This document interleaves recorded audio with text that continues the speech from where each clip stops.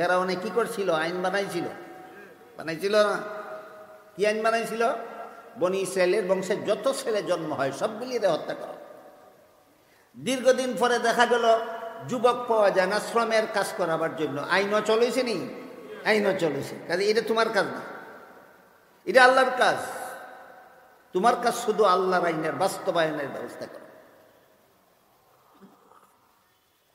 যখন ফেরাউনের দরবারে এই নূতন সমস্যার আলোচনা হল, দীর্ঘদিন পর্যন্ত মহারাজ আপনার আইন মেনে চলার ফলে এখন আমাদের দেশে শ্রমের কাজ করাবার জন্য কোনো যুবক পাওয়া যায় না, এই সমস্যার সমাধান কি? ফেরাউন কইল আইনটা সংশোধন করে দিই। বলেন আইন সংশোধন করার দরকার হলো কেন? আগেই আইনটা ভুল ছিল, আগের থেকে আইনটা ভুল ছিল, এই জন্য সংশোধনের দরকার হলো। এবার ফেরাউন নিজের আইনের ভুল নিজে সংশোধন করল। কিভাবে সংশোধন করল? বলল এখন থেকে 1 বছর বনি ইসরায়েলের বংশে যত ছেলে জন্ম হবে এদেরকে ছেড়ে দেওয়া হবে, হত্যা করা হবে না, শ্রমিক বানাবার জন্য, লেবার বানাবার জন্য। আর 2য় বছর যত ছেলে জন্ম হবে বনি ইসরায়েলের বংশে এদেরকে হত্যা করে ফেলা হবে নবী না হওয়ার জন্য। বলেন তো এই আইনের দ্বারা নবী না হওয়ার ব্যবস্থাটা কি 100 বন্ধ হইল না অর্ধেক বন্ধ অর্ধেক খোলা?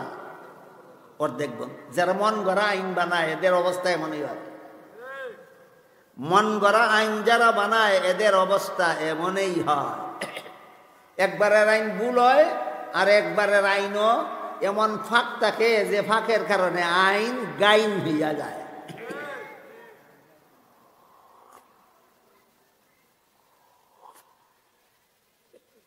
বিরোধী দলে থাকতে কইল তত্ত্বাবধায়ক সরকার চাই। সরকার গঠন করার পরে কয় তত্ত্বাবধায়ক সরকার নাই। আইন রইছে না আইন গাইন হইছে? আইন গাইন হয় কে আইন বানাইলে? বন্দায় আইন বানাইলে। আল্লাহ আইন বানাইলে আইন কোনোদিন গাইন হয় না, আইনই থাকে।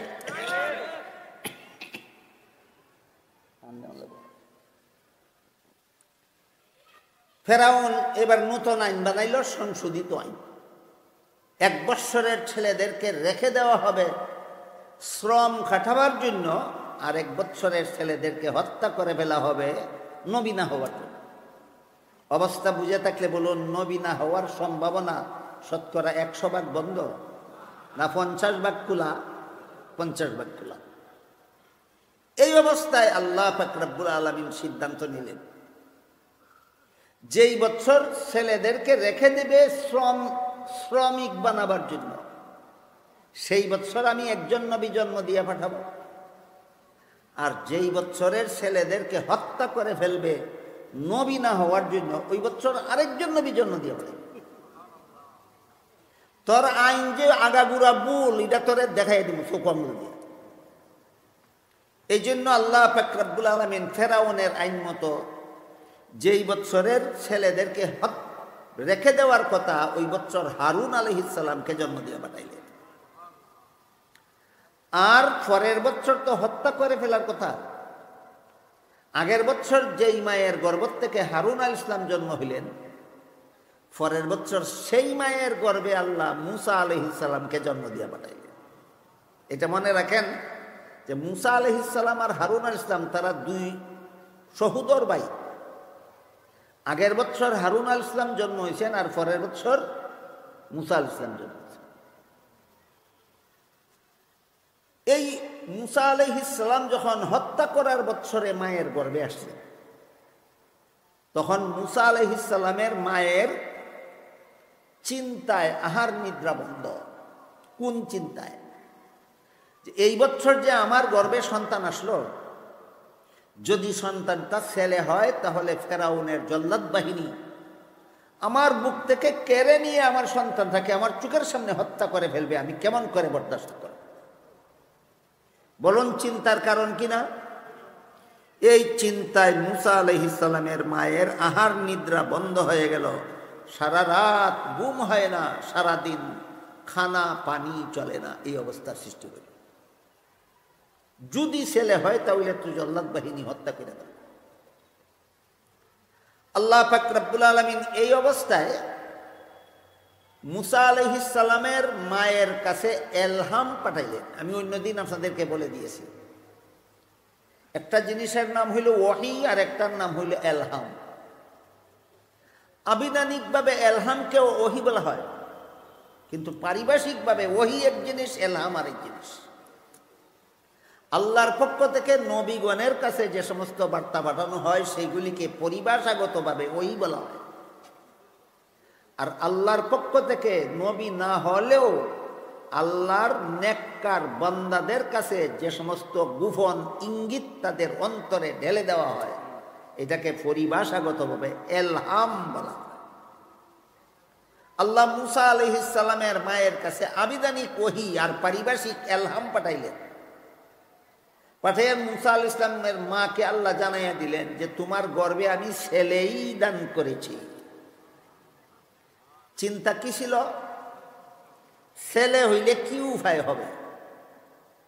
আল্লাহ বলে দিলেন ছেলেই দিছি, আর চিন্তা নাই। না, চিন্তা আগে সম্ভাবনামূলক আছিল, এখন নিশ্চিত, এখন নিশ্চিত। কিন্তু আল্লাহর সাথে সাথে বলে দিলেন তোমার গর্ভে এই বছর আমি যে ছেলে সন্তান দিয়েছি, এই ছেলে সন্তান ভূমিষ্ঠ হওয়ার পরে দুইটা দায়িত্ব তুমি পালন করবে, আর দুইটা দায়িত্ব আমি আল্লাহ পালন করব। এর মাধ্যমে তোমার ছেলেকে আমি শুধু ফেরাউনের জল্লাদ বাহিনীর হাত থেকে রক্ষা করব না, বরং তাকে সযত্নে লালন পালনের ব্যবস্থা করে দেব। এইভাবে আল্লাহ মুসা আলাইহিস সালামের মায়ের মনের চিন্তা দূর করে দিলেন, নিশ্চিন্ত করে দিলেন। তার দুই দায়িত্ব দিলেন মাকে, আর দুই দায়িত্ব দিলেন আল্লাহ নিজে। মুসা নবীর মাকে যে দুই দায়িত্ব দিলেন তার একটা হলো, এই ছেলেটাকে তুমি জন্ম হওয়ার পরে একটা বাক্সে ঢুকাইবা। এক দায়িত্ব হইল বাক্সে ঢুকাইবা তুমি তোমার ছেলেটাকে, আর এক দায়িত্ব হইল এই ছেলেটাকে তুমি নীল নদে ভাসাইয়া দেবে। বাক্সে ঢুকানি এক দায়িত্ব, নদীতে ভাসাইয়া দেওয়া আরেক দায়িত্ব। আর দুই দায়িত্ব নিলেন আল্লাহ নিজে। এক দায়িত্ব হলো নদীর পানিতে ভাসাইয়া দিলেও আমি আল্লাহ কুদরতি ব্যবস্থায় বাক্সটাকে পানির নিচে ডুবতে দেব না। বাক্স, তোমার ছেলে বহন করা বাক্সটা পানির উপর ভাসতে থাকবে। আরেক দায়িত্ব হলো এই ছেলেকে আমি আল্লাহ নিরাপদে আবার তোমার কুলে ফিরাইয়া দিব। বুঝে থাকলে বলেন তো, মাকে দিলেন ক দায়িত্ব, নিজে নিলেন ক দায়িত্ব? মারে দিলেন দুইটা, নিজে নিলেন দুইটা। এখানে অনেক মহামূল্যবান শিক্ষার ব্যাপার আছে সর্বযুগের মুসলমানদের জন্য। এক নম্বর, যে দুই দায়িত্ব মাকে দিলেন, এই দুই দায়িত্ব আল্লাহ নিজে নিলেন না কেন? আল্লাহ এগুলি পালন করার ক্ষমতা নাই। সন্তানদের বাক্সে ঢুকাবার ক্ষমতা আল্লাহর নাই। সন্তানকে নদীতে ভাসাবার দায়িত্ব ক্ষমতা আল্লাহর নাই। আল্লাহ পারেন, আল্লাহ নিজে নিলেন না কেন? দায়িত্ব দুইটা মাকে দিলেন কেন? এই শিক্ষা দেওয়ার জন্য যে তোমাদেরকে দুনিয়াতে পাঠাইছি, তোমাদের জীবনের সকল কাজ আমি করে দেওয়ার জন্য নয়। যেই কাজগুলি তোমরা করতে পারো না সেইগুলি আমি আল্লাহ করে দিব, আর যেগুলি তোমরা করতে পারো সেগুলি তোমরা করবে। এই জন্য তোমাদেরকে দুনিয়াতে পাঠাইছি। তাহলে আল্লাহ কি মানুষের ক্ষেত্রে দান পাকলে দাওয়া কাটা আল্লাহই করে দিবেন, না নিজেরাই করতে হবে? কেন? এটা তুমি করতে পারো, এটা আল্লাহ করবেন কেন? মানুষের ক্ষেতে বীজ বুনার দরকার হইলে আল্লাহ আসমান থেকে বীজ বুনে দিবেন, না কৃষকের নিজেরাই বীজ বুনতে হবে? কেন? এটা তুমি পারো, এটা আল্লাহ করে দেবেন কেন? আল্লাহ করে দিবেন তোমার ক্ষেতের ফসল যখন ফলে উঠবে, এই ফসলের গাছে যখন দানের ছড়া বের হবে, ছড়ার প্রতিটি দানার ভিতরে একটি করে চাউল সৃষ্টি করার কাজটা তুমি করতে পারবে না। এই দায়িত্বটা আমি আল্লাহর হাতে রইল।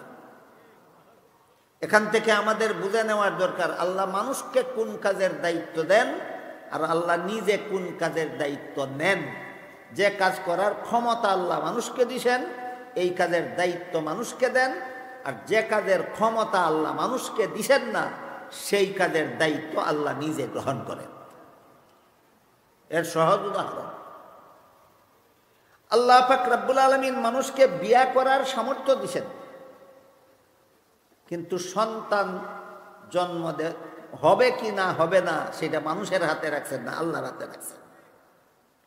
বিয়ে করার দায়িত্ব মানুষের, সন্তান দেওয়ার দায়িত্ব আল্লাহ। আমার কথাগুলি বুঝে থাকলে বলুন তো, বিয়ে করার দায়িত্ব মানুষের কেন, আল্লাহ কেন বিয়ে করেন না? যে তুমি পারো এটা আমি করবো কেন? বান্দা যেটা পারে সেটা আল্লাহ করেন না, তুমি যেটা পারো এটা তুমি করো। কিন্তু বিয়ে করলেই সন্তান হওয়ার গ্যারান্টি নাই, সন্তান দেওয়া না দেওয়ার মালিক আমি আল্লাহ। বলেন বিয়া করা না করার দায়িত্ব কার? বান্দার। সন্তান দেওয়া না দেওয়ার দায়িত্ব কার? আল্লাহ। কাজেই কেউ যদি মনে করে আমার জীবনে কোনো কাজ করার মতো নাই, আমার সকল কাজ আল্লাহ করে দেবে, সে বৈরাগী, তারে কয় বৈরাগী। আর কেউ যদি মনে করে আমার কোনো কাজ আল্লাহ করে দেওয়ার মতো নাই, আমার জীবনের সকল কাজ আমাকেই করতে হবে, সে নাস্তিক। যে বলে আমার সকল কাজ আল্লাহ করে দেবেন, তাহলে তোর বিয়াও আল্লাহ করে দেবনি, তোর বিয়া তুই করন লাগবে। কাজেই যে কেউ যদি মনে করে আমার সকল কাজই আল্লাহ করে দিবে, এ বৈরাগী। আর যে বলে আমার সকল কাজ আমাকেই করতে হবে, আল্লাহর করার কিছু নাই, সে নাস্তিক। আর যারা বিশ্বাস করে আমার কাজ আমাকেই করতে হবে, আল্লাহর কাজ আল্লাহ করবেন, সেই ব্যক্তি মুমিন মুসলমান। আমার কথা বুঝে থাকলে বলেন আপনারা বৈরাগী না নাস্তিক? হ্যাঁ, মহামূল্যবান শিক্ষা মুসা আলাইহিস সালামের দুই দায়িত্ব দিয়া আল্লাহ নিজে দুই দায়িত্ব নিয়া মুমিন মুসলমানদেরকেই মহামূল্যবান শিক্ষা দিয়েছেন। বৈরাগী হইও না, নাস্তিক হইও না, মুমিন মুসলমান হও। বৈরাগীর কাজ হইল সকল কাজ আল্লাহরে সমঝাইয়া দেওয়া, আল্লাহ সব কাজ তুমি করো। নাস্তিকের কাজ হইল সব কাজের দায়িত্ব নিজে নেওয়া, আল্লাহর জন্য কিছু বাকি না রাখা। মুমিন মুসলমানের কাজ হইল আমার কাজ আমি করব, আল্লাহর কাজ আল্লাহ করবে। এইটা হইল মুমিন মুসলমানের কাজ।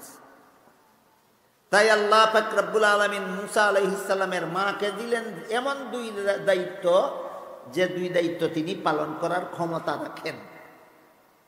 আল্লাহ নিলেন এমন দুই দায়িত্ব, যে দুই দায়িত্ব পালন করার ক্ষমতা মুসা নবীর মায়ের নাই। তাই আল্লাহর হুকুম মতো সন্তান জন্ম হওয়ার পরে মুসা আলাইহিস সালামের মা সন্তানকে বাক্সে ঢুকালেন এবং সন্তানকে নীল নদে ভাসিয়ে দিলেন, বাক্সটাকে নীল নদে ভাসিয়ে দিলেন। মায়ের দুই দায়িত্ব শেষ নেই, শেষ। এখান থেকে আল্লাহর দায়িত্ব শুরু হইল। বন্দার ক্ষমতা যেখানে গিয়া শেষ হইয়া যায়, আল্লাহর কুদরতি লীলা খেলা সেখান থেকে শুরু হয়। আল্লাহ নীল নদের পানিরে হুকুম দিলেন, ডুবাইস না বাক্স, ডুবাইস না, বাসাইয়া লইয়া যা ফেরাউনের ঘাটর। নীল নদের পানিরে আল্লাহ হুকুম দিলেন, বাক্স ডুবাইতো না, বাসাইতো, নিয়ে যাইতো, যেখানে গেলে যে বাঘের বয় সেইখানে গিয়ে রাইত। ফেরাউনের ঘাটও গেলে নি সহজে ফেরাউনে ভাইয়া হত্যা করব। আল্লাহ বলেন ফেরাউনের ঘাটও নিয়ে লাগা, আমি আল্লাহ জগৎবাসীকে দেখাইয়া দেব, রাখে আল্লাহ মা রেখে। বলেন তো নদীর পানি আল্লাহর হুকুমে চলেনি? চলে, চলে। আল্লামা জালালউদ্দিন রুমি রহমাতুল্লাহি আলাইহি বলেন, খাকবাদ আব আতিশ বান্দান, খাকবাদ আব আতিশ বান্দান, বামন তু মুর্দাবা হক জিন্দান। আগুন বলো, পানি বলো, মাটি বলো, বাতাস বলো, জগতের যা কিছু আছে সবগুলি আল্লাহর হুকুম মতো চলে। আসমান জমিন চন্দ্র সূর্য গ্রহ নক্ষত্র পাহাড় পর্বত নদী নালা জীব জন্তু গাছপালা সব কিছু আল্লাহর হুকুম মতো চলে। দুইটা জাতি আল্লাহর হুকুমের অবাধ্য চলে। দুই জাতি ছাড়া জগতে যা কিছু আছে সব কিছু আল্লাহর হুকুমে চলে। এই দুই জাতির এক জাতির নাম হইল মানুষ, আর এক জাতির নাম হইল জিন। মানুষকে আল্লাহ হুকুম দিছেন নামাজ পড়ো, নামাজ না পড়ে চলারও ক্ষমতা দিছেন। জিনকে আল্লাহ হুকুম দিছেন এবাদত করো, এবাদত না করে জীবনযাপনেরও ক্ষমতা দিছেন পরীক্ষার জন্য। তোমারে হুকুম দিলাম নামাজ পড়ো, যদি পড়ো তাইলে আল্লাহর পরীক্ষায় ফাঁস, না পড়ারও ক্ষমতা দিলাম, ক্ষমতা পাইয়া যদি নামাজটা না পড়ো তাহলে তুমি আল্লাহর পরীক্ষায় ফেল। বলেন তো মানুষ এবং জিনকে হুকুম দিয়া হুকুম লঙ্ঘন করার ক্ষমতা কেন দিলেন? পরীক্ষা করার জন্য। আল্লাহর পরীক্ষায় যারা পাশ করবে তাদের জন্য আল্লাহ জান্নাত তৈরি করেছেন, আল্লাহর পরীক্ষায় যারা ফেল করবে তাদের জন্য আল্লাহ জাহান্নাম তৈরি করেছেন। এবার বলেন মানুষ আর জিন ছাড়া আর বাকি আল্লাহর জগতে যা কিছু আছে সবগুলি আল্লাহ। ফেরাউনের বিবি আসিয়ার কিছু বান্দি দাসী নদীর ঘাটে দোয়া মুসার কাজ করতেছিল। একটা বাক্স ফানিয়ে বাসাইয়া নিয়ে এখানে নিয়ে লাগাইছে দেখিয়া বান্দিরা আশ্চর্য হইয়া বাক্সটা পারে উঠাইয়া বাক্সটা খুলতে চাইল। তখন আল্লাহ পাক রব্বুল আলামিন এই সমস্ত বান্দিদের মধ্যে একটা বান্দির মাথায় আল্লাহ একটা বুদ্ধি জাগাইয়া দিল। আল্লাহ কখন কার মাথায় কি বুদ্ধি জাগানোর দরকার আল্লাহ ভালো জানেন, এবং তার মাথায় তখন সেই বুদ্ধি আল্লাহ জাগাইয়া দেন। এই বান্দিদের মধ্যে একটা বান্দির মাথায় আল্লাহ একটা বুদ্ধি জাগাইয়া দিলেন। কি বুদ্ধি? বান্দি বুদ্ধি করে কইল যে এই বাক্সটা নদীর পানিতে ভাসছে আসছে, আমরা যদি নদীর ঘাটেই খুলি আর খোলার পরে যদি এটার ভিতরে কোনো টাকা পয়সা সোনার রূপা ধন দৌলত পাওয়া যায়, রাজার গড় নিয়ে গেলে পরে রাজার রানী আসিয়ায় কইব তোরা এই টাকা পয়সার বাক্স সোনার রূপার বাক্স নদীর ঘাটও খুলছস, না জানিয়ে আমার কাছে লইয়া আইবার আগে কি পরিমাণ চুরি করছস। চুরি না কইরা খামোখা চুর হব কেন? আমরা ঘাট ও বাক্স খুলতামই না, চলো রানীর সামনে নিয়ে বাক্স খুলি, টাকা পয়সা ফাইলে যেন আর আমরা চুরি করছি কইতে না পারে। এই বান্দি আল্লাহর জাগাইয়া দেওয়া বুদ্ধি যখন বাকি বান্দিরা কইল, সব বান্দিরার এই বুদ্ধিটা পছন্দ হইল। ঠিকই তো, নদীর ঘাটে যদি খুলি আর টাকা পয়সা যদি পাওয়া যায়, রাজার বাড়ির লোকেরা আমরা চুরি না করলেও কেউ না জানি কত চুরি করছো, খামোখা চুরি না করে চুর হইয়া লাভ নাই, রানীর সামনে নিয়ে করি। বান্দিরা এই বাক্স নিয়ে ফেরাউনের রানী আসিয়ার সামনে নিয়ে বাক্সটা করল। কত টাকা পাওয়া গেল, কি পরিমাণ সোনা রূপা পাওয়া গেল, একটা লাওয়ারিশ ছেলে পাওয়া গেল। কি পাওয়া গেল? লাওয়ারিশ ছেলে। আশ্চর্য সংবাদটা মুহূর্তের মধ্যে মিশর শহরে ছড়াইয়া ফেলল। মিশরে এই বংশটা আসছিল কার মাধ্যমে? ইউসুফ আলাইহিস সালামের মাধ্যমে। ভুলে দেবেন না, সেখানে যাব আমি পরে। মিশর শহরের মধ্যে এই আশ্চর্য সংবাদ ছড়াইয়া পড়ল। ফেরাউনের মোতায়েন করা জল্লাদ বাহিনী আছে না, যেখানেই বনি ইসরাইলের কোনো সন্তান অথবা কোনো লাওয়ারিশ সন্তান ছেলে পাওয়া যায়, এরা চুরি চাকুলিয়া হাজির হইয়া যায় কাটালাইত। এই প্রসঙ্গে আমি আপনাদেরকে একটা কিচ্ছা শোনাই। এক দেশও আসিল এক রাজা। এই রাজায় জনগণের উপকার করা, জনগণের কল্যাণমূলক কাজ করার ফিকিরে নাই। রাজা শুধু জনগণের উপর নিজের ক্ষমতার দাপট দেখানির ফিকিরে থাকে। এক দেশও আসিল এক রাজা, রাজায় জনগণের উপকার করার ফিকিরে থাকে না, জনগণের উপর তার নিজের ক্ষমতার দাপট দেখাবার ফিকিরে থাকে। এই জন্য রাজা আইন করে দিল, আমার দেশে যত জন্তুর কান আধ হাতের চেয়ে বেশি লম্বা, সবটির কান কাটা দাও। দিল সারা দেশে জল্লাদ বাহিনী মোতায়েন করে। এই জল্লাদ বাহিনীর নাম হইল কান কাটা জল্লাদ বাহিনী। কি নাম? কেন? এই জল্লাদ বাহিনীর কাজই কান কাটা। কার কান? যার কান আদাতের চেয়ে বেশি লম্বা, যার কান আদাতের চেয়ে বেশি লম্বা। জল্লাদ বাহিনীর খবর পাইয়া মেরার ফাল দেশ থেকে বাগবার জন্য রওনা হইল। বেড়ার পাল রাস্তার মধ্যে খরগোশের সাথে দেখা। খরগোশে কয়, মেরার ফাল তোরা কই যাস? কয়, দেশান্তর হইয়া যায়। কেন? কয়, রাজার কান কাটা জল্লাদ বাহিনী আসতেছে। খরগোশে কয়, জল্লাদ বাহিনী আসলে কি হবে? রাজার আইন হইল আদাতের চেয়ে লম্বা কান হইলে কাটবো। আমার কান আদাতের চেয়ে লম্বা, কাটলে আমারটা কাটবো। তোরারটা তো 1.5 ইঞ্চি লম্বা।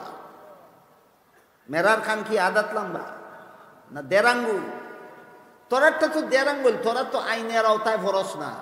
বাগলে আমার বাগন দরকার, তোরা বাগস কেরে? কয়, চিনছস না রে? চিনছস না? এই সরকারের জল্লাদ বাহিনী আগে খাইটালায় পরে মাফে। আগে আমার মাত্রই 1.5 আঙ্গুল কান, আগেই যদি কাইটালায় তে পরে মাফলেই আসে কি যায়, আর না মাফলেই কি আসে যায়। কাজে এই রাজার দেশে আর বসবাস করার উপায় নাই। এইরকম ওই ফেরাউনের জল্লাদ বাহিনী বনি ইসরাইলের বংশের ছেলে জন্ম হইলি কাটালাও। সাথে সাথে ফেরাউনের জল্লাদ বাহিনী আইয়া রাজবাড়িতে হাজির হয়ে গেল। বলল, নিশ্চয়ই এটা বনি ইসরাইলের ছেলে হইল, আমাদের হাত থেকে বাঁচাবার জন্য নদীতে ভাসাইয়া দিছে। কাজে আমাদের কাছে সমঝাইয়া দাও, এর কান আমরা কাটাল, এই এর আমি হত্যা করে গেল।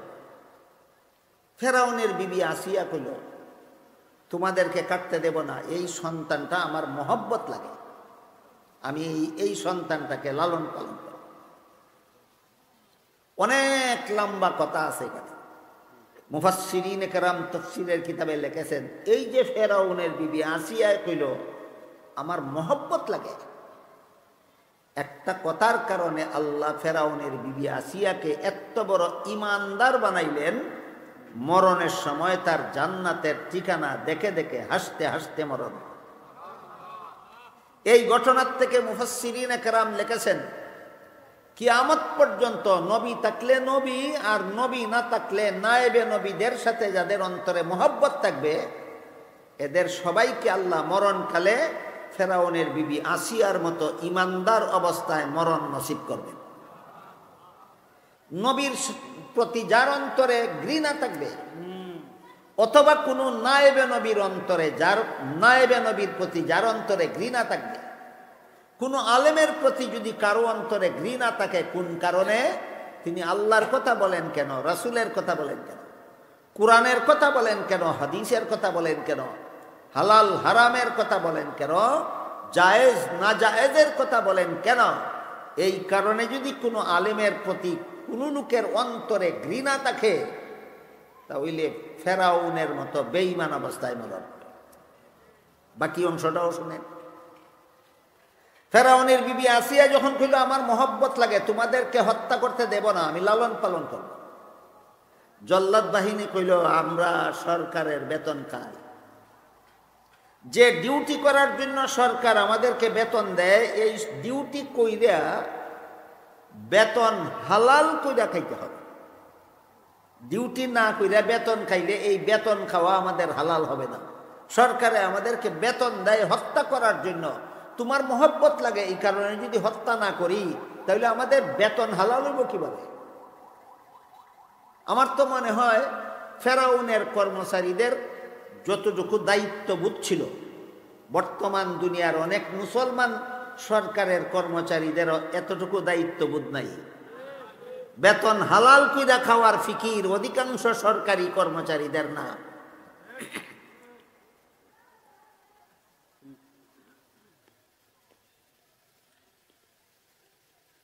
এই 15 দিন আগে শাস্তাগঞ্জ থেকে রেলে যাব আমি চট্টগ্রামে, আন্তনগর ট্রেনে উঠলাম, সিটে বসা আছি। 3টা লোক আমার সামনে এমনভাবে জট পাকাইয়া দাঁড়াইল যে এদের কারণে আমি শান্তিতে বসতে পারতেছিলাম না। কিছুক্ষণ পরে টিটি আসলো, আমাকে জিজ্ঞাসা করলো, হুজুর আপনার টিকিট আছে? আমি বললাম আছে। যখন বললাম আছে, এরপরে আর কইল না, বলে দেখান। কারণ এরাও মানুষের মুখ দেখলে চিনে, কার মানুষের চেহারা দেখলে বুঝতে পারে কার টিকিট আছে কার টিকিট নেই। দাঁড়ানো 3টা লোকরা কইল, তোমরা টিকিট আছে? টিকিট নেই। টিকিট না থাকলে চলো, তোমাদেরকে অ্যারেস্ট করা হবে। অ্যারেস্ট করা হবে কইয়া 10 হাত দূর লইয়া গেছে, যাতে এখানে যারা আছে এরা যাতে না দেখে। 10 হাত দূর গিয়া গুফনে এরা এই চিঠির খানে খানে কি বলছে আল্লাহ জানে, সব টিরে ছেড়ে দিছে। টিকিট দিয়া ছাড়ছে না বিনা টিকিটে? বিনা টিকিটে যে ছাড়লো, ভাড়া লইছে না ঘুষ লইছে? ঘুষ লইছে। এই সমস্ত আমাদের বর্তমান সরকারের এই সমস্ত সরকারি কর্মচারীরা দায়িত্বশীল না ফেরাউনের কর্মচারীরা বেশি, এদের চেয়ে বেশি দায়িত্বশীল ছিল? চিন্তা করা দরকার। এটা তো এই 15-20 দিন আগের কথা, এর আরো অনেক আগের একদিনের কথা। আমি ব্রাহ্মণবাড়িয়ার থেকে রেলে বাড়ি আসার জন্য ব্রাহ্মণবাড়িয়া রেল স্টেশন গেলাম, যা দেখি গাড়ি ছেড়ে দেয়, টিকিট নেওয়ার সুযোগ নেই। টিকিট ছাড়াই গাড়িতে উঠলাম, উঠে টিটি সাহেবকে বললাম, টিটি সাহেব গাড়ি ছেড়ে দিছে, আমি টিকিট নিতে পারছি না, আমাকে একটা টিকিট বানিয়ে দেন। তিনি আমাকে বললেন, টিকিট বানিয়ে দেওয়া যাবে না। আমি বললাম, কেন? সরকারে আপনারে বেতন দেয় আমার টিকিট বানিয়ে দেওয়ার জন্য। সরকারের বাপের সম্পত্তি বিক্রি করে না, জনগণের পয়সা দিয়ে বেতন দেয়। এই কথাটা আপনাদের সকলের জানা থাকা দরকার। যত লক্ষ কোটি সরকারি কর্মচারীদেরকে সরকার প্রতি মাসে মাসে যত কোটি কোটি টাকা বেতন দেয়, বলেন কার পয়সার দ্বারা? জনগণের পয়সার দ্বারা বেতন দেয়। আমি বললাম, জনগণের পয়সা দিয়ে সরকারে তোমার বেতন দেয়, আমাকে টিকিট বানিয়ে দেওয়ার জন্য, তুমি বানিয়ে দেওয়া যাবে না কেন? কয়, টিকিট বানিয়ে দিলে শুধু ভাড়া দিলে হবে না, বিনা টিকিটে রেল চড়ার জরিমানাও দিত। আমি বললাম, ভাড়াও দেব, জরিমানাও দেব, টিকিট বানিয়ে দেন। এখন তিনি নরম সুরে কয়, হুজুর জরিমানা তো লাগবেই না, ভাড়াও সবটা লাগবে না, টিকিট ছাড়া যা মনে চায় দিয়া দেন। কি ছাড়া? আমাদের সরকারের এই কর্মচারী বেশি সৎ না ফেরাউনের ওই কর্মচারী বেশি সৎ? এটা বুঝতে হবে। এই ধরনের ঘুষখোর যত সরকারি কর্মচারী মুসলমানদের দেশে অথবা অমুসলমানদের দেশে বর্তমান দুনিয়াতে আছে, এই সমস্ত ঘুষখোর সরকারি কর্মচারীর চেয়ে ফেরাউনের কর্মচারী 100 গুণ বেশি সৎ ছিল। ফেরাউনের কর্মচারী থেকে বর্তমান সময়ের সরকারি ঘুষখোর কর্মচারীরা জঘন্যতম খারাপ।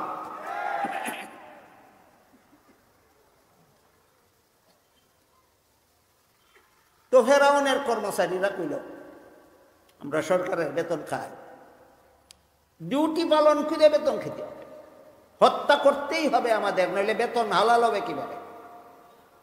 ফেরাউনের বিবি আসিয়ায় কয়, আইন করছে ফেরাউনে এই সমস্ত সন্তানদেরকে হত্যা করার জন্য। ফেরাউন তো আমার স্বামী, ওই আমার স্বামী যদি আমারে এই সন্তানটা লালন পালনের অনুমতি দিয়া দেয়, তাহলে তোমরা হত্যা করে নেওয়ালাকে। কর্মচারীরা কইল, এটা ঠিক আছে, তোমার স্বামীর আইন আমরা পালন করি, তোমার জন্য যদি তোমার স্বামী আলাদা আইন করে, বলে একটা ছেলে তোমাকে পালন করতে দিলাম, আমরা হত্যা করব না, কিন্তু এক্ষুনি জিজ্ঞাসা করো তোমার স্বামীকে তোমার অনুমতি দেয় কিনা। এই কথা বলে জল্লাদ বাহিনী চুরি চাকু হাতে নিয়ে দাঁড়াইয়া দিল। এই কথা কইয়া জল্লাদ বাহিনী চুরি চাকু হাতে নিয়ে দাঁড়ায় রইল, আর ফেরাউনের বিবি আসিয়া শিশু মুসাকে কুলে নিয়ে ফেরাউনের কাছে হাজির হইয়া কাহিনী সবটা কইল। এইভাবে একটা লাওয়ারিস ছেলে পাওয়া গেছে, তোমার জল্লাদ বাহিনী তাকে হত্যা করে ফেলতে চায়। আমি বলেছি আমার মহব্বত লাগে, আমি লালন পালন করতে চাই। এরা তোমার অনুমতি ছাড়া মানে না। এবার বলো তুমি অনুমতি দাও কিনা। জিজ্ঞাস করা মাত্রই ফেরাউনে কয়, এই আসিয়া, তোর মহব্বত লাগতে পারে, আমার মহব্বত লাগে না। এই দুইটা কথা মুফাসসিরিনে কেরাম তাফসীরের কিতাবে ধরছেন ভালো করে।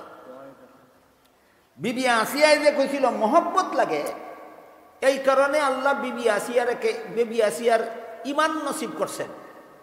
ফেরাউনে যে কইছিল মহব্বত লাগে না, এই জন্য ফেরাউনের ঈমান নসিব হইছে না।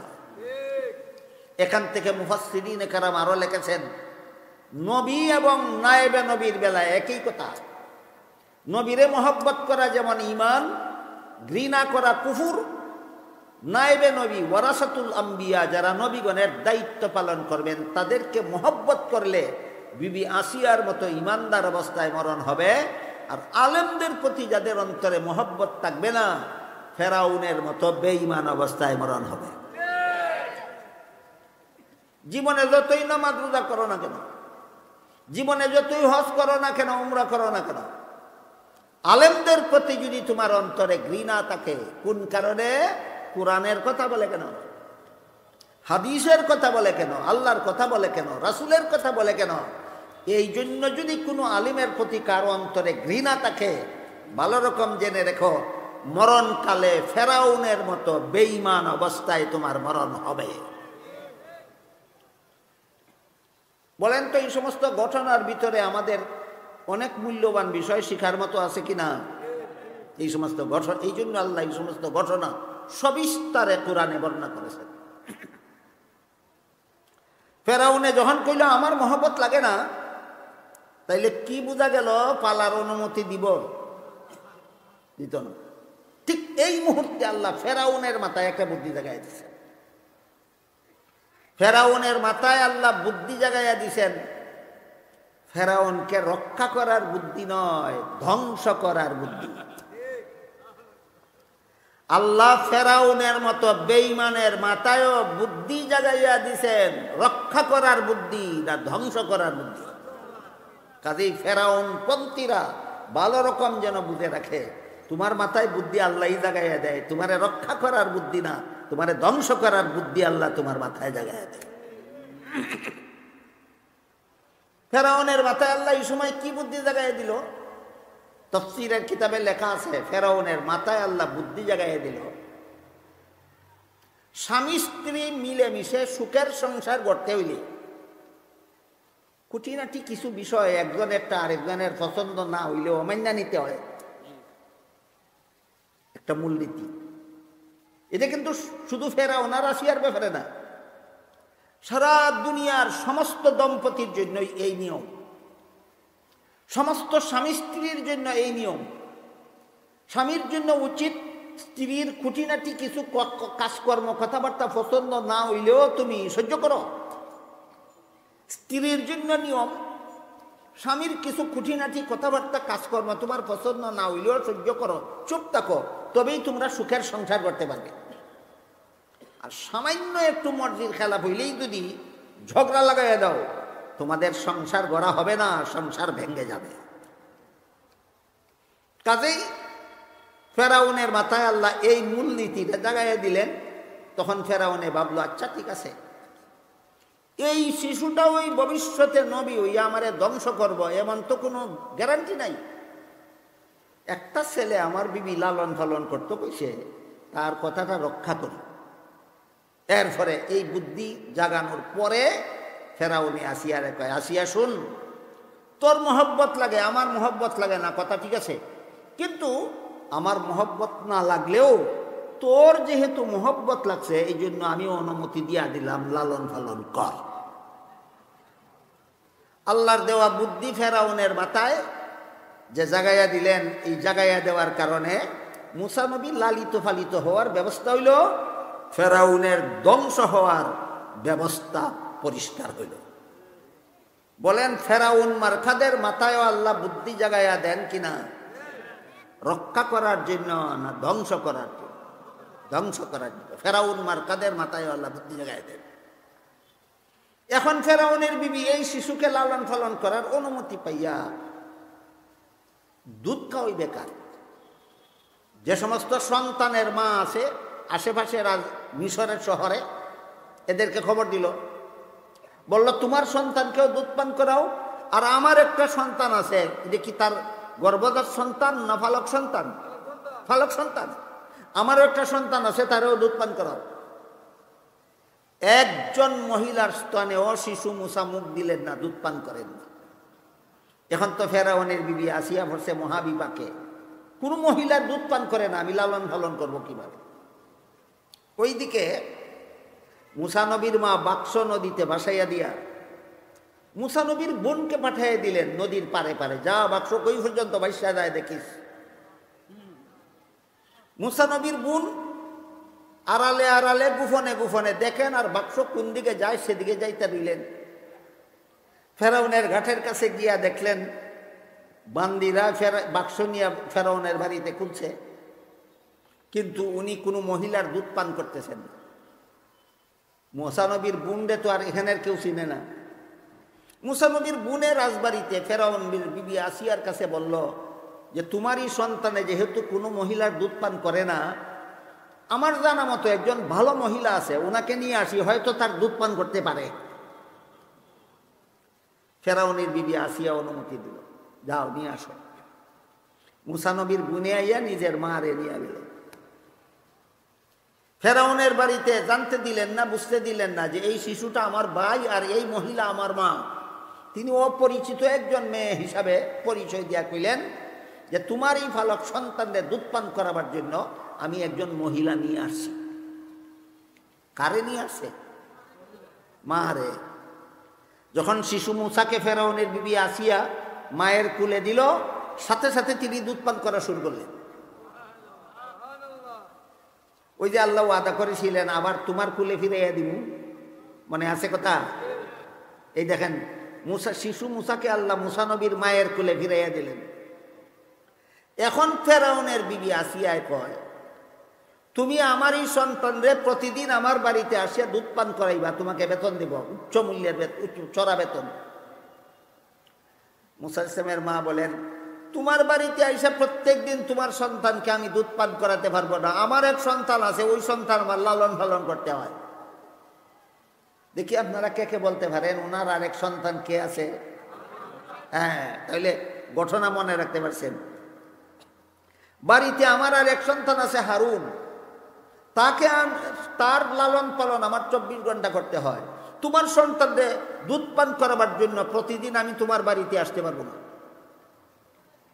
তখন ফেরাউনের বিবি আসিয়া কইল, যতদিন পর্যন্ত তোমার সন্তানকে দুধ পান করাও ততদিন পর্যন্ত আমার সন্তানকেও দুধ পান করাও তোমার বাড়িতে নিয়ে।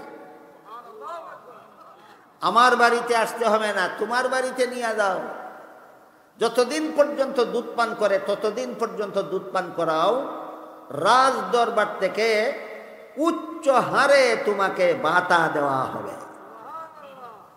নিজের সন্তানকে দুধ পান করান আর সরকারি ভাতা পান। ভাতা কোথাকার? সরকারের ভাতা। দেখেন আল্লাহ যে দায়িত্বটা নিছিলেন, কত চমৎকার ভাবে আল্লাহর নেওয়া দায়িত্বটা আল্লাহ পালন করলেন। এখানের ঘটনাকে কেন্দ্র করে মুফাসসিরিন কেরাম তাফসীরের কিতাবে লিখেছেন, ঠিক এইভাবে মুসা আলাইহিস সালামের মারে যদি কেউ 1 পয়সা বেতন নাও দিত, তবুও কি তিনি নিজের সন্তানকে দুধ পান করাইতেন না? করাইতেন। এইরকম ইখলাস যাদের অন্তরে আছে, এইরকম খাঁটি অন্তরে যারা দিনের খেদমত করে, যে সমাজে যদি আমার 1 পয়সা ভাতা নাও দেয়, দিনের খেদমতটা আমার করে যেতে হবে, তাহলে এর বিনিময়ে তাদেরকে যত ভাতাই দেওয়া হোক না কেন, ভাতার কারণে তাদের সওয়াবের কোনো কমতি হবে না।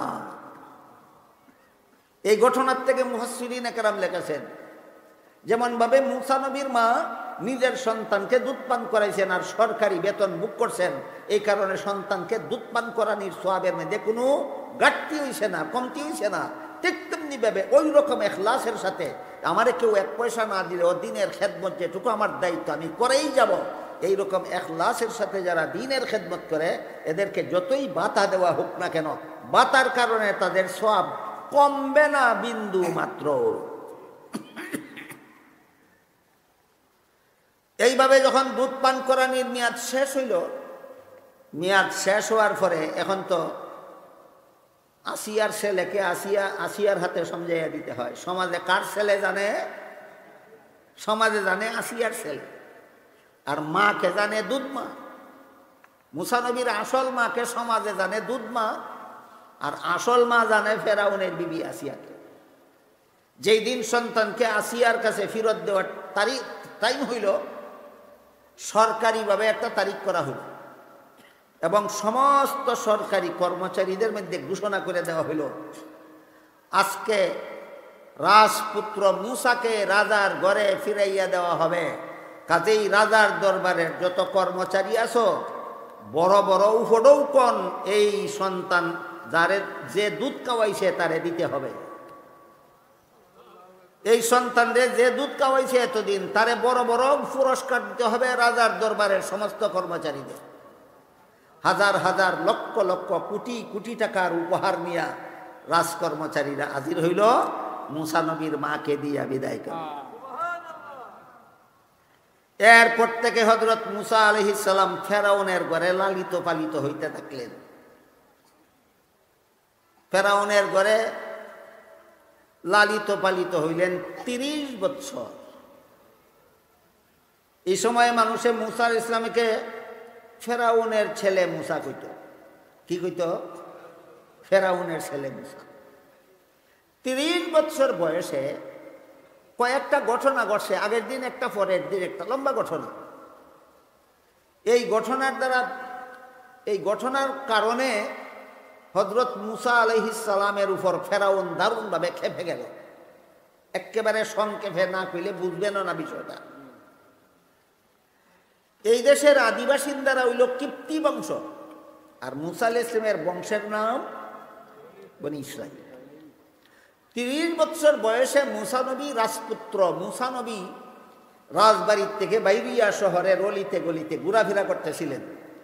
এমন সময় দেখলেন কিপ্তি বংশের একটা লোক বনি ইসরাইল বংশের একটা লোককে অন্যায়ভাবে অত্যাচার করতেছে। বনি ইসরাইল বংশের লোকটা রাজপুত্রের কাছে সাহায্য চাইল। কি মুসা নবী জানে না রাজপুত্র জানে?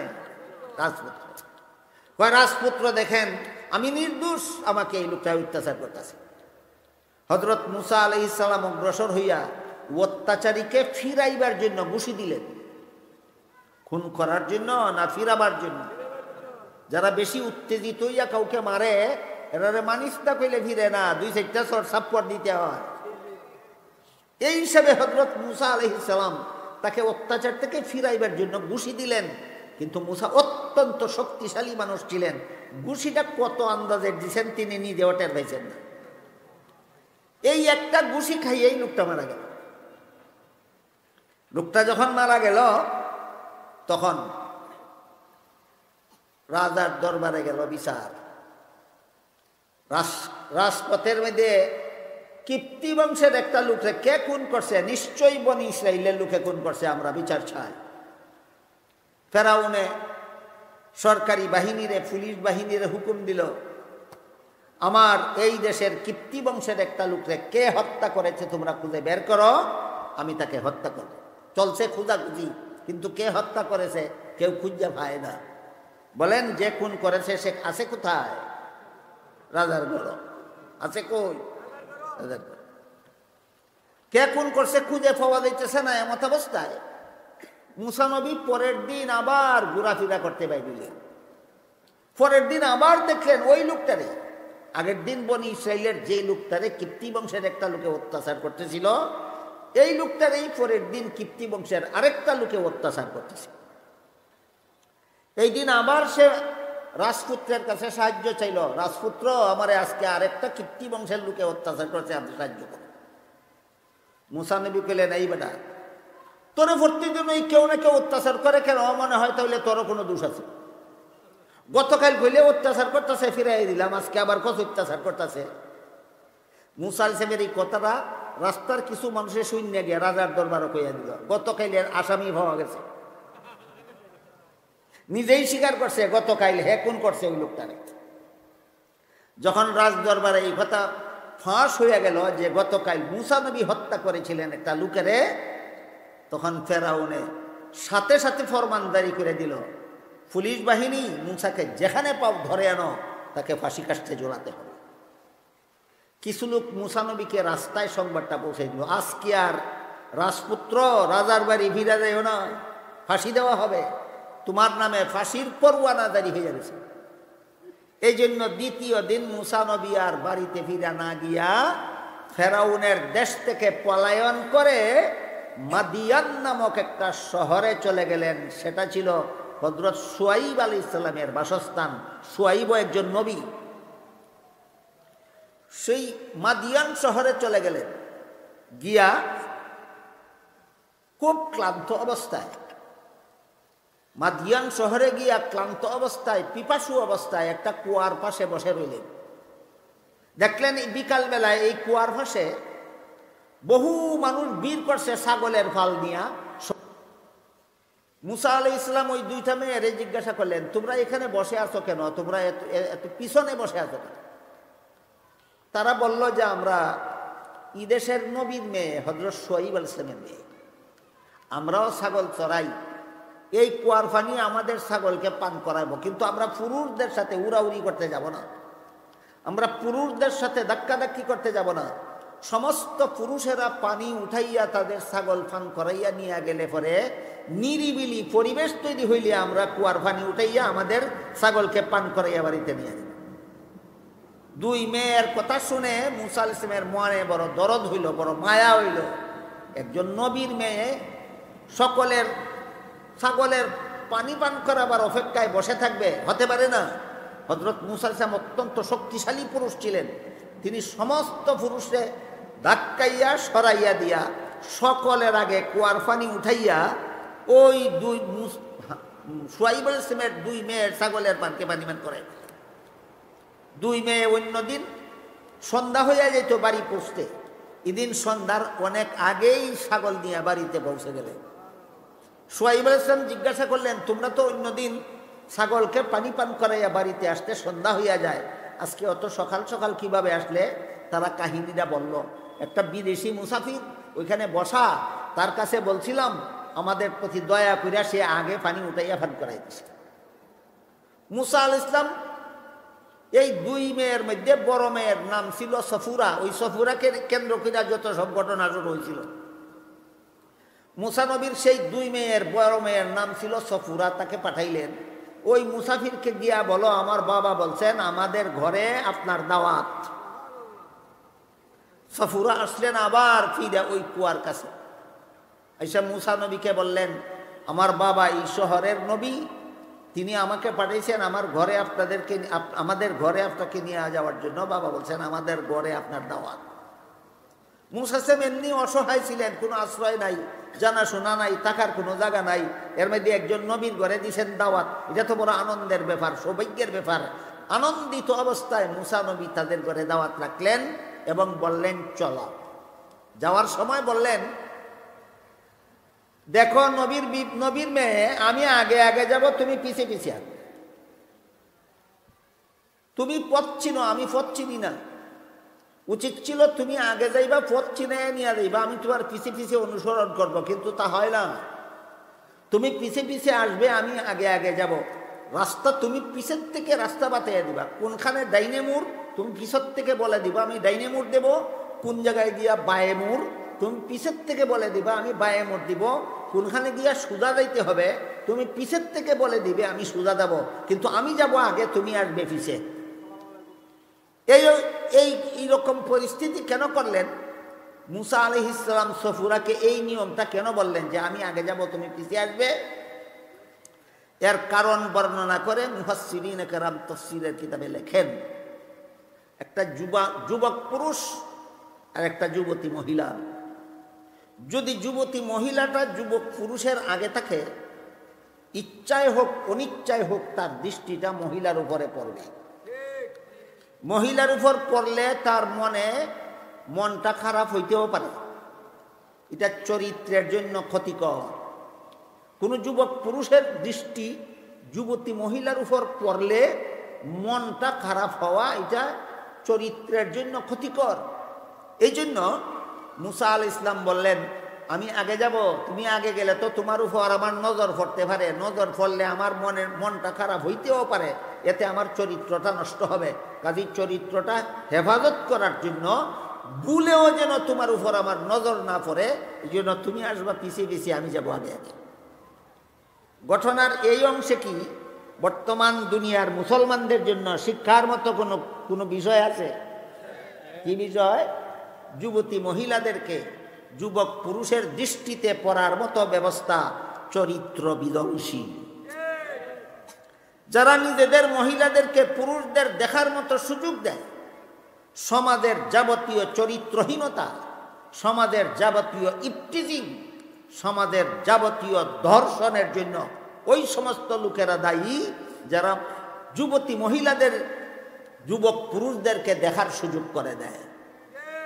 এই জন্য হাদিস শরীফে রাসূল করিম সাল্লাল্লাহু আলাইহি ওয়াসাল্লাম বলেন, লাআনাল্লাহুন নাজিরা ওয়াল মানজুরা ইলাইহি, যে মহিলা বেপরদা হয়ে চলে তার উপরও আল্লাহর লানত, যে পুরুষে বেপরদা মহিলাকে দেখে তার উপরও আল্লাহর লানত। আমাদের সমাজ ব্যবস্থাটা এমন, বেপরদা চলা বন্ধ করবে না, শুধু দর্শনকারীদের শাস্তি কঠোর। আপনারা হয়তো জানেন বর্তমান সরকারি আইন মতো দর্শকের সর্বোচ্চ শাস্তি প্রাণদণ্ড সরকারিভাবে ভাস করা হয়েছে। দর্শনকারীর সর্বোচ্চ শাস্তি প্রাণদণ্ড, কিন্তু মহিলাদের বেপরদা চলা বন্ধ করবে না। তাহলে এটা কেমন অবস্থা হলো? এটারে আমরা দেশের আঞ্চলিক ভাষা কয়, চুরিরা কয় চুরি করিস, গৃহস্থে কয় হাজার থাকিস। একটা লোকে যদি বাজার থেকে শুকটি কিনে গড়ে নিয়ে যেখানে বিড়াল সব সময় বসা থাকে ওইখানে যদি শুকটিগুলি ছড়াইয়ে দেয়, বিড়াল বেশিরভাগ সময় উগার তলে থাকে, ধানের গুলার নিচে থাকে, ধান খাওয়ার লোভে ইঁদুর আসলে শিকার করতো। যেটা আমরা ধানের গুলার নিচে, যেটা আমরা আঞ্চলিক ভাষা কই উগার তলে, বিড়াল উগার তলে থাকে ইঁদুর ধরার লোভে। গৃহস্থে বাজার থেকে শুকটি কিনে উগার তলে সরাইয়া রাখলো, ধানের গুলার নিচে সরাইয়া রাখলো। কই সরাইয়া রাখলো? যেখানে সারা রাত বিড়াল থাকে। আর বিড়ালের বিরুদ্ধে আইন জারি করে দিল, একটা শুকটি খাইলে 10 বেত, 2টা শুকটি খাইলে 20 বেত, 3টা শুকটি খাইলে 30 বেত, 10টা শুকটি খাইলে 100 বেত। আইন ফাঁস কইরা গৃহস্থ নাক দেখাইয়া গুণ দিল, আইনের ডরে বিড়ালে শুকটি খাবে না। না, এই বেটার আইন বিড়ালের ঠ্যাঙ্গেও শুনবে না। ঠিক তেমনি ভাবে যারা বেপরদা চলা বন্ধ করে না, দর্শনের বিরুদ্ধে আইন করে, এদের আইন এই 2 ঠ্যাঙ্গা বিড়ালদের ঠ্যাঙ্গেও শুনবে না।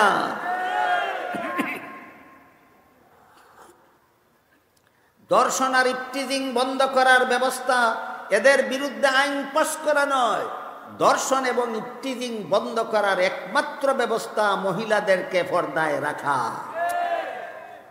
দর্শন বন্ধ করার একমাত্র ব্যবস্থা, ইফটিজিং বন্ধ করার একমাত্র ব্যবস্থা, চরিত্রহীনতা বন্ধ করার একমাত্র ব্যবস্থা মহিলাদের পর্দায় রাখা।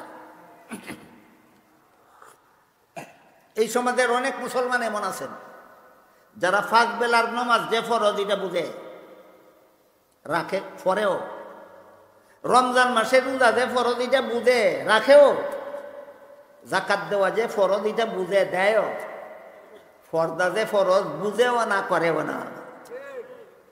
বলেন শুধু নামাজ ফরজ না পর্দাও ফরজ? শুধু রোজা ফরজ না পর্দাও ফরজ? তুমি এক ফরজ আদায় করছো আর এক ফরজ আদায় করছো না, তোমারও ফায়দা কি হবে?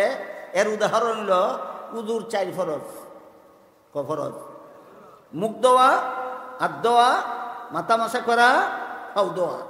মুখ ধুইছে, হাত ধুইছে, মাথা মাসা করছে না, মাথা মাসা করছে, পাও না ধুইয়া নামাজ পড়ে লইছে। তার নামাজের যেই দশা, তুমি নামাজ পড়ছো, রোজা রাখছো, ফর্দা মানো না, তোমার নামাজ রোজারও সেই দাম, ওই লোকের মুখ দেওয়া আর হাত দেওয়ার যেই দাম।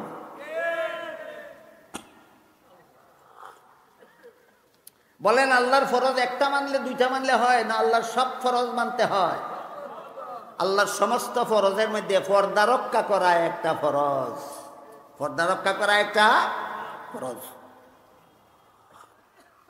এই জন্য হযরত মুসা আলাইহিস সালাম বললেন, তুমি আগে গেলে তোমার উপরে আমার নজর পড়বে, পর্দা লঙ্ঘন হবে। তুমি পিছে থাকো, আমি আগে যাবো, পর্দা লঙ্ঘন হবে না। রাস্তা আমি চিনি না, তুমি পিছের থেকে রাস্তা বাতাইয়া দেবা। এখান থেকে মুফাসসিরিনে কেরাম লিখেছেন, বাসের মধ্যে যদি নারী পুরুষ, নারীদের জন্য আলাদা সিট থাকে, পুরুষের জন্য আলাদা সিট থাকে। কোনো যানবাহনে যদি নারীদের জন্য আলাদা সিট থাকে, পুরুষের জন্য আলাদা সিট থাকে, তাহলে নারীদের সিট পিছনে রাখতে হবে, পুরুষের সিট সামনে রাখতে হবে, যেন অনিচ্ছায় পুরুষের দৃষ্টি নারীদের উপর না পড়ে। কোথায় সেই ব্যবস্থা? আমাদের দেশে তো আল্লাহর আইন বাস্তবায়নের ব্যবস্থা করার ফিকির নাই। আমাদের দেশে ফিকির আছে মন গড়া আইন রচনা করার ফিকির আছে। ইসলামী আইনে যে দেশ চলে, এই দেশের সরকারের আইন রচনা করার অধিকার নাই, আল্লাহর আইন বাস্তবায়নের ব্যবস্থা করার দায়িত্ব তার। এইভাবে মুসা আলাইহিস সালাম শুআইব আলাইহিস সালামের মেয়ে সফুরার সাথে বাড়িতে গেলেন। কথাবার্তা হইল দুই নবী, একজন মুসা নবী, মুসা নবী এখনো নবী, এবার 10 বছর বাকি, বয়স তার 30 বছর। এই ঘটনার সময় মুসা নবীর বয়স 30 বছর, নবী এবার আরো 10 বছর বাকি। আর শুআইব এখনোই নবী, একজন বর্তমান নবী আর একজন ভবিষ্যৎ নবী, দুই নবী বসে কথাবার্তা হইল। চিনতে পারলেন হযরত শুআইব আলাইহিস সালাম, এই লোকটা ভবিষ্যতে আল্লাহর প্রিয় বান্দা হবে। এখান থেকে কথা শুরু হয়েছিল। আল্লাহ কিছু মানুষের চোখে এমন যোগ্যতা দেন, একটা মানুষকে দেখলেই তার যোগ্যতা বুঝতে পারেন। হযরত শুআইব আলাইহিস সালাম মুসা নবীকে দেখেই চিনতে পারলেন এই লোকটা আল্লাহর প্রিয় বান্দা হবে। এই জন্য শুআইব আলাইহিস সালাম মুসাকে বললেন, তুমি ফেরাউনের দেশ থেকে পলাই আইছো, তোমার জানমালের নিরাপত্তা নাই, চিন্তার কারণ নাই, আমার বাড়িতে থাকো, আমার বাড়িতে খাও, আর আমার ছাগলগুলি রাখালি করো। 10 বছর আমার ছাগলের রাখালি করলে যে পরিমাণ বেতন হবে তোমার, এই বেতন মোহর হিসাবে তুমি আমাকে আদায় করবে। এর বিনিময়ে আমার মেয়ে সফুরাকে আমি তোমার কাছে বিয়া দেব।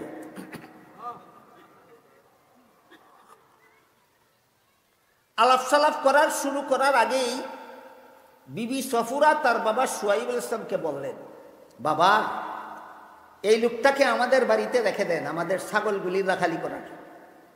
বাবা জিজ্ঞেস করলেন মেয়েকে, কেন? বিবি সফুরা বলেন, এই লোকটা শক্তিশালীও আমানতদার, শক্তিশালীও আমানতদার। মুসা নবী শুআইব আলাইহিস সালাম মেয়েরে জিজ্ঞাসা করলেন, বিন দেশের একজন পরপুরুষ ওসিনা মুসাফির, এই লোকটা শক্তিশালী তুমি বুঝলে কিভাবে? একজন অচেনা বিন দেশের পরপুরুষ, এই লোকটা আমানতদার তুমি চিনলে কিভাবে? মেয়ে জবাব দেয়, বাবা এই লোকটা যে শক্তিশালী আমি তখন চিনছি যখন দেখছি পুরুষ পালের ছাগলের পানি পান করাবার আগে সে সকলের আগে পানি উড়াইতে পারছে, তার সাথে শক্তি কাটাইয়া কেউ আগে পানি উঠাইতে পারছে না। ওইখান থেকে আমি বুঝতে পারছি এই লোকটা শক্তিশালী। আমানতদার কেমনে বুঝলে? কয় আসবা আমাদের বাড়িতে আসার সময় আমারে কয় তার পিছে পিছে আইতাম, আর সে আগে আগে যাইতো।